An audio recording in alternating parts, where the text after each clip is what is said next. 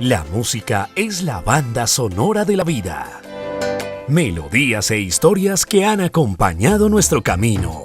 La música, cultura y lenguaje universal. Bienvenidos.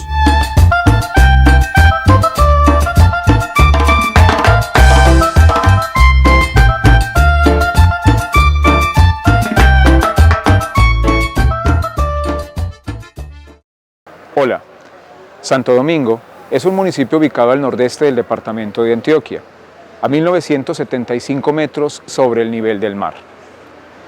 Conocido como la cuna del costumbrismo gracias a su ilustre hijo, don Tomás Carrasquilla Naranjo. Obras tan importantes como La Marquesa de Yolombó, San Antoñito, En la diestra de Dios Padre, entre otras. Pero tampoco podemos olvidar a su ilustre amigo y compañero, don Francisco Pacho Rendón. Pero así como Santo Domingo es la cuna de grandes escritores, también conocemos industriales, personas que han forjado el futuro de la región. Don Jorge de Bedut, los hermanos Ramírez Jones. Hay que conocer y visitar a Santo Domingo. Pero el día de hoy vamos a hacer un programa diferente, en el que conoceremos un personaje y su casa. Una casa diferente a todas las casas, donde ustedes y yo vamos a aprender de algo muy importante que nos enamora y nos enseña que la vida es una canción. Casa Museo de la Música Argemiro de Jesús García Meneses, Santo Domingo, Antioquia.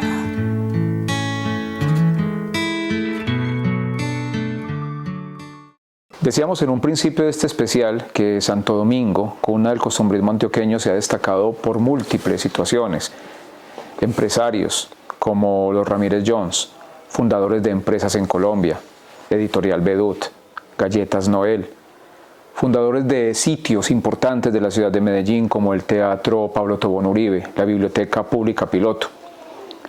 Es un municipio que es importante conocer y dar a conocer los sitios, las personas, las costumbres y las tradiciones de un pueblo autóctono por naturaleza. Y en este especial tenemos un invitado, no digamos que uno, tenemos miles y millones de invitados. La música transforma, la música enamora. ¿Cuántos de nosotros conocimos a la persona que nos acompaña a través de una canción? Cuando tenemos momentos de tristeza, de nostalgia, sufrimiento, dolor, la música está con nosotros. Y hoy, precisamente, nos encontramos desde el Museo de la Música, la Casa Museo de la Música en el municipio de Santo Domingo. Y su fundador, propietario, autónomo, conocedor como el que más de música, de todas las índoles. Don Augusto Arango. Muchísimas gracias al canal comunitario, muy buenas tardes. Sí, tú lo decías, Hugo, pues una vida llena desde su infancia por la música a través de pues, toda la vida. Yo comencé a inmiscuirme en esto siendo muy niño, un niño de 7 o 8 años, obviamente en forma indirecta, porque como lo he dicho en diferentes etapas, yo tenía que llevarle a mi papá la comida a un bar que tenía en el Parque Amagá cuando tenía 7 o 8 años. Entonces, ¿qué sucedía? Lo que mucha gente vive cuando pasa por la Casa Museo. Yo llegaba al bar de mi papá en el parque oyendo a María Luisa Landín, a Olimpo Cárdenas, a Óscar Agudelo, a Armando Moreno y todos estos cantantes hermosos, por cierto, de la época, y eso se fue quedando en mi cabeza, de niño, obviamente. Por allá en el año de 1960, cuando ya termino mi primaria en Amagá, quería seguir obviamente estudiando. La carencia de los pueblos en ese tiempo por institutos o colegios de enseñanza secundaria me llevaron a irme a Sonsón a estudiar mi bachillerato interno. Yo llegué a Sonsón el 28 de enero de 1960 a las 2 de la tarde. Fueron 6 años muy bien vividos en el aspecto deportivo, cultural, musical, académico, en fin. Entonces, como he dicho yo varias veces, entre comillas, con la mala fortuna de que el liceo donde yo estudiaba tenía emisora y teatro. Emisora que era la única del pueblo. O sea que la tenía ahí al frente para continuar escuchando mi música e inmiscuirme ya en los estudios porque por ser un niño me dejaban entrar allá. Y en la parte del cine, aunque no soy cineasta, me permitía ver algunas películas, sobre todo de cantantes, porque era contrato directamente con Cine Colombia, que era la que distribuía las películas en esa época, digamos que en Colombia. Además, disculpe, don Augusto, porque veníamos recibiendo la influencia de la época dorada de oro del cine mexicano, los años 50 hacia atrás. Bueno, sí, esa es una experiencia muy interesante que la gente no conoce. Y ya que Hugo toca ese tema, por allá en el año de 1932 salen a la luz pública las hermanas Padilla, unas grandes referentes de la música mexicana. El cine era mudo, ellas acompañan, ojo a la historia que es muy interesante, ellas acompañan las películas de cine mudo y otros cantantes como Pedro Infante, Jorge Negrete y tantos otros, pero esa música llega a Colombia, la música de los duetos femeninos llega a Colombia en la década del 30, 40 y en los años 50. Surgen los duetos femeninos de música guasca, concretamente en Antioquia. El mundo sigue girando, el general Gustavo Rojas Pinilla, que era un dictador, prohíbe la importación de música de Argentina y de México. ¿Qué hizo él? Dijo, ustedes que también cantan, graben en nuestra industria pornográfica colombiana. Y concretamente tuvimos la suerte de que fuera el mayor auge en Medellín. No sé si es que la vida le regala a uno cosas importantes, pero por allá en el año 2012, llega a mi bar, un bar que yo tuve por el centro comercial El Diamante, Luis Omar Montoya Henao, un investigador joven mexicano con una maestría en música a la edad de 33 años. ¿Quién me lo llevó al local? No sé. Me dijo, hombre, usted me puede ayudar, yo vengo del Ministerio de Cultura de México a hacer una investigación sobre duetos femeninos en Antioquia de la década del 30, 40 y el 50. Entonces, de esa oportunidad yo dije, ¿cómo la vida me regala esto? Y comenzamos a investigar, hablamos con las hermanitas Calle, hablamos con las hermanitas Gómez, hablamos con Bran, el acordeonero de Darío Gómez, pues con una cantidad de gente de la música huasca, y surgió, por iniciativa de quien les habla, un libro que se llama El Síndrome de la Nostalgia, que recorre todo esto de la música huasca. Y la gente preguntará, bueno, por ejemplo, los jóvenes que están presentes, y tal vez Hugo, no sé, ¿por qué música de carrilera y por qué música huasca? Pero antes, don Augusto, de que nos cuente sobre esa historia, porque aquí vamos a tener, como en sastrería, mucha tela que cortar. Sí, señor. Remontémonos a esa época donde muchas personas, algunos coleccionan estampillas, otros billetes, otros muñecos, porque todos tenemos una afición diferente. Correcto. Pero ¿en qué momento don Augusto Arango descubre, yo voy a comenzar a coleccionar música? Bueno. Y si recuerda esa primera colección, ese primer trabajo discográfico que usted tuvo. Es muy interesante. Resulta que cuando uno comienza a crecer, ya es despertar en bachillerato. Y uno tiene, la vida me dio la oportunidad de ser independiente a los 12 años. Pues con unas pautas de las directivas del colegio, pero uno tenía cierta independencia, ¿no? Entonces, a uno le mandaban la platica, le mandaban los famosos giros al internado, y uno decía, bueno, me mandaron 2 pesos. Yo tengo una carta de mi mamá de 1960 donde me dice, ahí le mando 2 pesos para que compre mecato. Y con 2 pesos se hacían maravillas. Exactamente. Entonces yo de esa platica que me llegaba, los miércoles al internado yo guardaba cierta platica, y en 1964 en un almacén que había en el Parque Bolívar a continuación del Teatro Lido, compro mi primer long play que se llama Pacho Galán en percusión, del sello Tropical de Barranquilla. Todavía lo ahí está en la guardado. casa, no sé. Bueno, resulta que todas esas cosas de la música eran satisfacciones. Entonces yo vivía en el barrio Las Palmas, en la carrera 40 con la calle 43, y 2 cuadras más adelante, cerca de la iglesia del Pilar, vivían los Tobón, una familia que era dueña de un almacén de música en acetatos en Amador, calle 45, número 5173.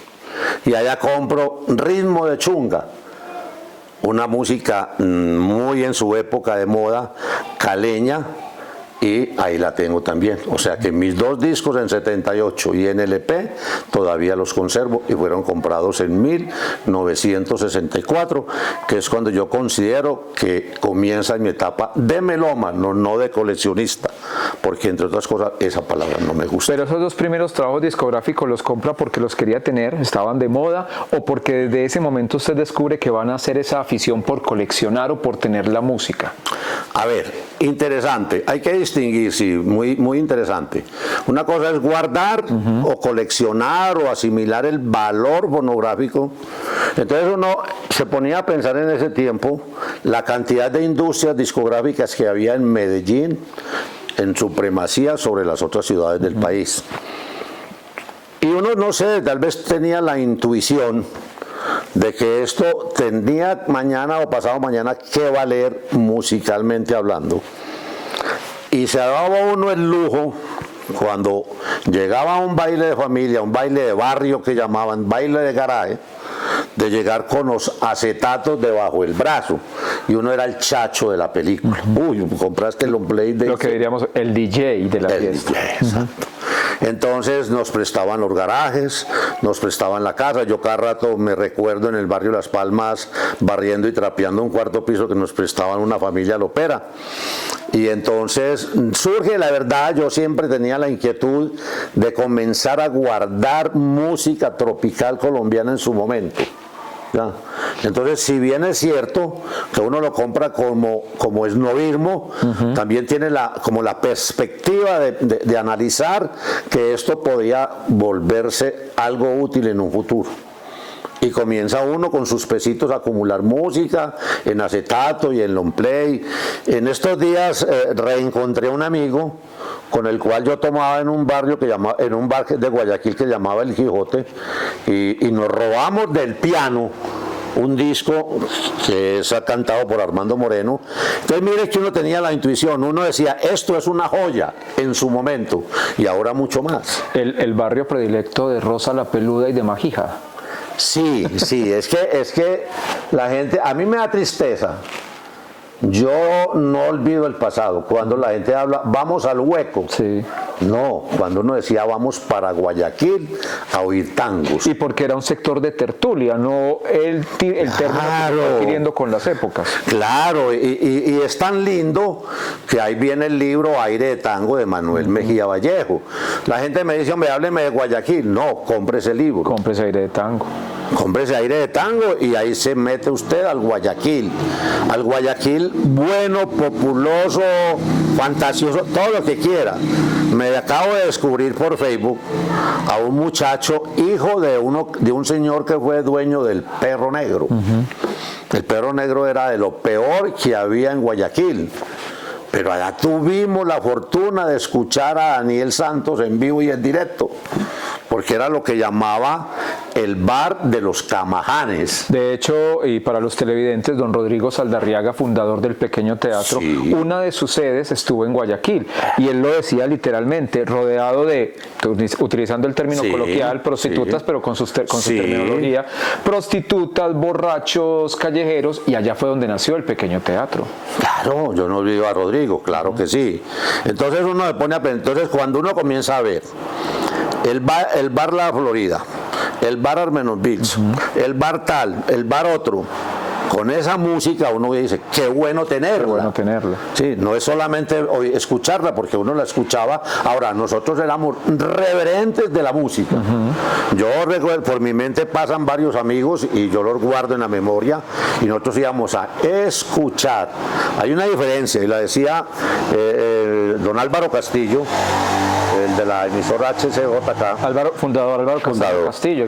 Una cosa es escuchar y otra cosa es oír. Cuando a mí me llega música, por ejemplo esa música del lado izquierdo, que me la mandaron de Cuba, yo me encierro solo a escucharla, porque yo soy muy dado a desbaratar las letras de las canciones. Saliéndome un poco del tema, ¿el reggaetón se escucha o se oye? Bueno, anécdotas. En una ocasión, por otro motivo que vamos a hablar posteriormente, aquí vino Fernando Bolívar, el percusionista del Combo de la Estrella. Y le digo yo, hombre, Fernando, el reggaetón tiene partitura. Me dijo, hombre, que va a tener partitura, eso es un ruido. Y yo ruido no oigo, ni escucho. Para mí escuchar es una reverencia. Sí. Para mí la palabra concierto merece reverencia. Y los dos están totalmente desbaratados hoy en día. Pues con todo respeto, pero a mí que me digan que yo tuve una polémica por Facebook hace poquito con un cantante de música popular. Nosotros que vivimos del arte, ¿será que hacer música popular y música de reggaetón es arte? Yo lo dudo, porque entonces lo de Pedronel Gómez, lo de Botero, lo de Salvador Dalí, lo de Pavarotti, lo de todos estos artistas, no es arte, o es arte similar con otras cosas. No meterlas dentro del mismo costal. No. Yo soy muy prurito. Anécdotas. En una ocasión, yo soy muy metido y soy gran lector de prensa, porque de ahí saco parte de mi historia musical. Sí. Y es guardar los artículos de prensa que hablan de música. Y una vez, clases de baile en los clasificados del colombiano. Se editan clases de porro. Señor, ¿qué clase de porro enseñan ustedes? Porro tango. Porro tango. Es como comerme un buñuelo con soda. No me rima. O es porro o es tango. Eso sí soy muy prurito. A raíz de cierto recorrido que yo tengo sobre la música del Pacífico, he tenido con las directivas del Petronio algunos encuentros musicales y dentro de las secciones que tiene el Petronio hay uno como de variantes. Para mí eso no existe, porque coger un currulao y mezclarlo con reggaetón, o coger un abosao, un arrullo, todas estas cosas y mezclarlas con una cosa moderna, no. Es que cuando uno se mete al Pacífico, en una lancha por el mar y se compenetra con Timbiquí, con el río Timbiquí, comienza a descubrir esa belleza de música que tiene la marimba de Chonta. Y luego se va al Festival Petronio a encontrar un grupo de fusión. No puedo con eso. Es que, don Augusto, este sería un llamado a la reflexión en los diferentes planteles educativos, porque antes que conocer música internacional, música traída deberíamos conocer nuestros géneros musicales, que son cientos y cientos de géneros de los que podríamos hablar y nunca terminaríamos de hacer. Pero retomemos esos años 60, Guayaquil, para algunos el Malevaje, para algunos Manrique, Buenos Aires, el barrio Antioquia. El retomar todas esas épocas, ya tenemos la afición por tener música, por ser el chacho de la fiesta, como usted lo decía anteriormente. ¿Cómo continúa esa historia de comenzar a coleccionar y a recopilar todo ese material discográfico que hoy podemos observar? Bueno, había una cosa muy importante. Medellín, o el Valle de la Aburrá, era un nido de orquestas. En mis archivos, me fui una vez para la hemeroteca de la Universidad de Antioquia a escarbar. Porque yo me acordé que en los años 63, 64, la última y penúltima página del Colombiano era avisos de estaderos del Valle de la Aburrá, presentando los fines de semana música en vivo. Entonces empezaba uno, yo cada que paso para Medellín, llego a Menqueteva y al Noral, y ahí empezaba la rumba de las orquestas en vivo de Medellín. Que si hagamos una acotación, recordemos que en los inicios la radio colombiana se hacía en los radioteatros, tanto la radioteatro de La Voz de Antioquia como La Voz de Medellín. Entonces usted me está dando parte de la respuesta, Hugo. Entonces, ¿qué pasaba? Se combinaba la mayoría de fábricas de discos en Medellín. Se combinaba cantidad de emisoras con radioteatro en Medellín. Se los ponían a uno en la casa. Sí. Se combina o se agrega los estaderos con música en vivo. Entonces, ¿qué le faltaba a uno en Medellín para ser melómano? Querer la música. Ahí estaba todo el convenio. Fuentes, Victoria. No, es que yo me pongo arrozudo. Yo me di el gusto de ver la orquesta típica de Tokio en el Bosque de la Independencia, que hoy en día llamamos el Jardín Botánico. Yo me di el gusto de ver a Daniel Santos en el Teatro Junín. No hablemos sino de eso, no hablemos más del Junín.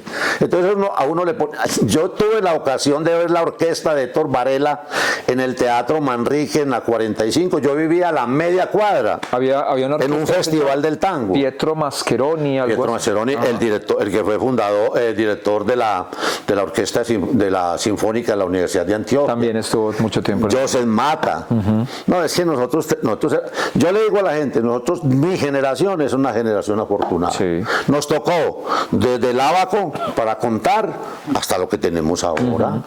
Y son generaciones de transiciones. Claro que sí. Desde la cinta, el pasacintas, el disco, el casete, el LP, bueno, toda la transición musical. Antier que estuve en Medellín, me fui por allá a cacharrear y le dije a un señor, necesito urgente, y lo he buscado por toda la línea A del metro, un carretel para un aparatico que tengo allí. Por eso me acordé. Claro, y él lo sí. tenía ya. De grabadores de cintas. 10.000 pesos. Y yo no había podido prender ese aparatico por falta de ese carretel. Ahí me lo tenía por 10.000 pesos. Entonces esa historia es muy linda, es que es muy linda. A nosotros nos llegó una época también de la famosa nueva ola de Argentina, de México, el señor Carlos Pinzón, Alfonso Lizarazo. ¿Qué tanto lo tocó a usted esa generación? Toda, Hugo, toda. Resulta que con eso, a ver, cuando yo llego al Liceo de Sonsón interno, el promedio de estudiantes internos era más o menos de 150. Entonces, había de toda parte, pero hablemos de Medellín. De Medellín llegaba el hijo Calavera de Aranjuez. De Medellín llegaba el hijo con plata, porque el liceo era elitista, de Laureles. Llegaba el hijo de una clase alta del Poblado, llegaba un holandés, entonces así mismo se mezclaba la música ya. Cuando uno comienza a crecer, como yo decía ahora, nosotros terminamos teniendo un conjuntico de música en el internado que no era la calidad de la música, era para que nos dejaran salir donde las chachas a tocar fuera del horario normal, mientras que los internos del común, entre comillas, estaban durmiendo. Nosotros los internos músicos, entre comillas, estábamos animando un bingo o un bazar o una fiesta en cualquier parte. Entonces, cuando llega la música de los años 60 que llamamos tradicionalmente, yo estaba en crecimiento. Y fíjese que también influía que a Sonsón entraba muy mal la radio, pero nos entraba en forma excelente la emisora del Liceo y Radio Santa Fe de Bogotá, que alguna vez yo me arrepiento de no tener la música de Radio Santa Fe, porque esa emisora llegó a ser de Juvenal Betancourt, hermano de Belisario Betancourt Cuartas, paisanos de nosotros. Yo decía, donde yo hubiera hecho un esfuerzo, había conseguido esa música. Como de la música de Radio Santa Fe, muy poquita. Bueno, entonces, es que la historia es muy interesante. Voy a traer a colación solamente una anécdota que me llegó por WhatsApp en estos días. Alguien sacó a la memoria un afiche del 9 de mayo de 1964, Coliseo cubierto de la ciudad de Medellín. Yo digo que todo es de buenas. El suscrito estaba en Medellín ese día porque era el Día de la Madre ese año. Y en el internado nos daban la prelación de que los que tuviéramos la mamá viva fueran. Enrique Guzmán en vivo con la orquesta total. En mi vida, con 72 años que tengo, yo no había visto una orquesta tan bien dotada musicalmente hablando en cuanto a instrumentos como la de Enrique Guzmán. Estaban los Trotamundos, una orquesta muy buena que hubo en Medellín. Estaban los Falcons. Entonces todo eso era bueno, ahora usted que me nombra a Enrique Guzmán, le voy a dar otros dos nombres de esa misma generación, muy amigos, parceros entre ellos. Me dice con cuál de los tres se queda. Enrique Guzmán, Alberto Vázquez y César Costa. Ay, esos nombres sí son... No, yo me quedo con los tres. Es que ese es el problema. A mí me dicen, ¿qué música le gusta a usted? La buena, la buena. Yo a veces me siento aquí a oír música clásica. Es que lo bueno de esto es como cuando yo invito a Hugo a comer Y Hugo me dice, yo quiero unos espaguetis. Hombre, yo quiero oír porro. Me dijo, ¿oír porro? No le estoy estorbando a nadie. O le digo a un amigo que me visite, o un turista, o un melómano, oigamos tangos. ¿Oigamos tangos? Es que esto es lo bueno. Oigamos tangos, ¿qué? ¿Instrumentales o vocalizados? Entonces, yo me quedo con los tres. Es que los tres eran muy buenos. Parecían uno solo. Parecían uno solo. No. Estaban los tres. Es que yo a veces quisiera devolver la vida y le digo a la gente, hombre, hay que vivir la vida intensamente. Y a los jóvenes les digo, hombre, no se enfrasquen en ciertas cosas que no es sino una perdedera de tiempo. Pero es que los tres eran muy buenos y a mí me tocó verlos, me tocó ver a Enrique Guzmán, me tocó ver a César. Es que teníamos otro aliciente. Al Teatro Junín nos llevaban toda esa gente. En vivo y en directo. En vivo y en directo. Es que uno puede decir que oyó la orquesta típica de Tokio tocando tangos en el Jardín Botánico. Es que a Medellín llegaba lo que ustedes no se imaginan. A Lucho Bermúdez con su No, hombre. frente. No había que ir sino al radioteatro gratis. El clarinete se escuchaba. Yo tengo una polémica que voy a comenzar a estudiar. Ya me conseguí un libro. ¿Quién es más músico? ¿Pacho o Lucho? ¿Pacho Galán o Lucho Bermúdez? Lo que pasa es que en esto de la música, yo no quería caer en ese término payola y contrapayola, que ustedes aquí saben a qué me refiero. Entonces Lucho tuvo la intuición de ser más comercial que Pacho Galán. Y de hecho Lucho en el año 44 se va a Argentina, despierta entre mucho músico argentino el amor por el porro, se queda 4 años, en el 48 llega a Medellín hasta el 62, en fin, y comercializa la música tropical colombiana que, como decías ahora, es tan rica y tan hermosa. Ya. En cambio, yo diría que Pacho fue más concentrado, más encerradito, o no tuvo la intuición comercial que tuvo Lucho Bermúdez. Pero a raíz de eso, como te digo, es que Medellín oía. Dígame, ¿quién de la época no escuchábamos nosotros en Medellín? Y es que si nos regresamos a 1935, aquel fatídico 24 de junio, ¿cuántos dicen que los antioqueños o los medellinenses somos más argentinos que los mismos argentinos? Sí. Porque se escucha más tango en Medellín que en el propio Buenos Aires. Totalmente de acuerdo. Yo diría, entre comillas, que Gardel tuvo la suerte de morir en Medellín. A mí me gusta Gardel, pero para mí hay gente mejor que Gardel. Sí. Si Gardel no hubiera muerto en Medellín ese 24 de junio del 35, sería tan famoso como lo es. Porque si uno se agarra a escuchar, y yo los invito a que cuando quieran lo hagamos, y nos encerremos aquí en el buen sentido de la palabra, y cojamos 3, Gardel, Magaldi e Ignacio Corsini. Y dejamos a un lado al varón del tango Julio Sosa, y dejamos a un lado a Alberto Gómez, y Ángel D'Agostino, en fin. Entonces miramos que Gardel sí es bueno, pero que de pronto hay otros mejores. Los televidentes nos van a disculpar porque aquí estamos haciendo una mezcla de todos los temas, pero alrededor de la música, pero es que es imposible no mezclarlos antes de continuar con esa historia personal. Y usted me remite a una pregunta. Si Gardel no hubiera fallecido, yo se la traigo hasta 1973. Si Nino Bravo no hubiera fallecido en ese fatídico accidente, ¿Rafael sería quien fue? Totalmente de acuerdo. Totalmente de acuerdo. Yo sintetizo a Nino Bravo en una frase, debido a que he escuchado ese tema. América. Cuando Dios hizo el Edén, pensó en América. Pensó en América. ¿Ustedes se imaginan? ¿Ustedes se han puesto a magnificar esa frase? Estoy totalmente de acuerdo. ¿Qué se encontró Rafael? Y soy admirador número 1 de Rafael. Se encontró la muerte, entre comillas, de Nino Bravo. Y se encontró ese tremendo compositor de Manuel Alejandro. Compositor de compositores. Es como yo le digo a la gente, con la orquesta de Pedro Laza, de la época de los 50, 60, baila un mudo, baila un tullido. Es decir, son de una calidad enorme. Ahora, hay una cosa muy importante, y yo sí la discuto. Una persona puede ser un lustrabotas, puede ser un recolector de café, puede ser un zarrapastroso, vulgarmente hablando, y me perdona la persona, despectivamente para mucha gente. pero uno en la vida primero tiene que ser gente.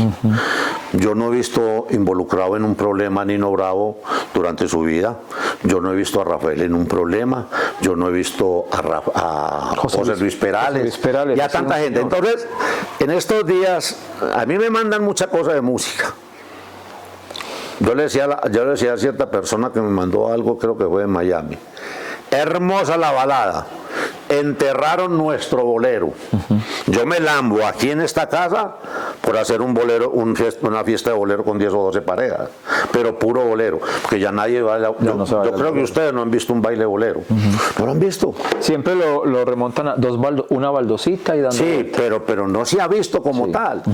Entonces, sino lo que acabas de plantear de Nino Bravo y de Rafael, sí, estoy totalmente de acuerdo con eso. Regresemos, Sí. otra vez, esta es una máquina del tiempo musical. Regresemos a los 70, es que eso es la música siempre nos va a involucrar, siempre nos va a acompañar. Y yo la vibro, Y la vibramos y la sentimos, porque como lo decía en un inicio del programa, yo crecí con el rock en español, crecí con la música romántica, La Voz de Colombia, Radio Sonorama en Medellín, y cada situación de la vida nos lleva a plantearnos por qué escucho una canción determinada, porque me recuerda algún acontecimiento de mi existencia. Eso para mí se llama el síndrome de la nostalgia, Hugo. Sí, somos nostálgicos por naturaleza, por antonomasia, dirían por ahí. Íbamos ya a mediados de los años 60, los bailes de garaje. ¿Qué siguió en la vida de Augusto Arango? Bueno. ¿Qué siguió? Dejar el básquetbol, que lo jugué a nivel competitivo en el equipo de Croydon. Por cualquier circunstancia de la vida me retiro de esto, me caso y sigo metido en la música en forma de recopilación, de coleccionar, y sigo visitando todos estos sitios de que hablábamos ahora. Uno ya se involucra con el estadero tal, con el teatro tal.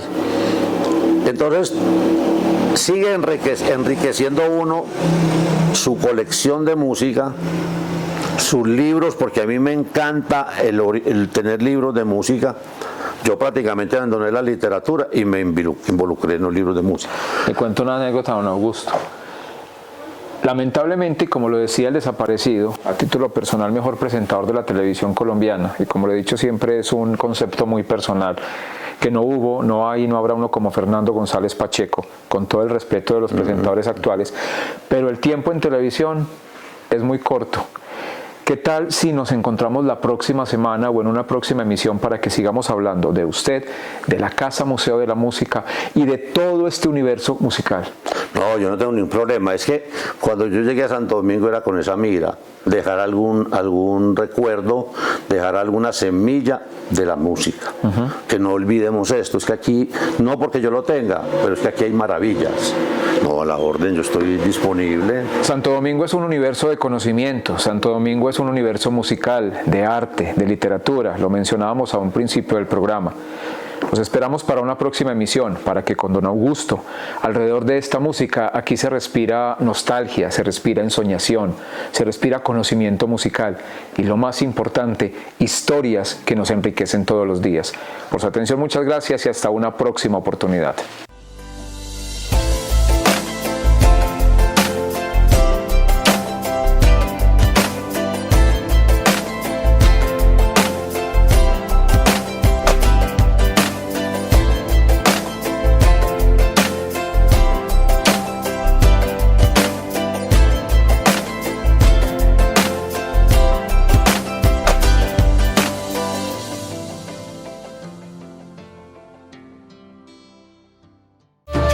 El anterior programa fue realizado con una finalidad educativa y no comercial.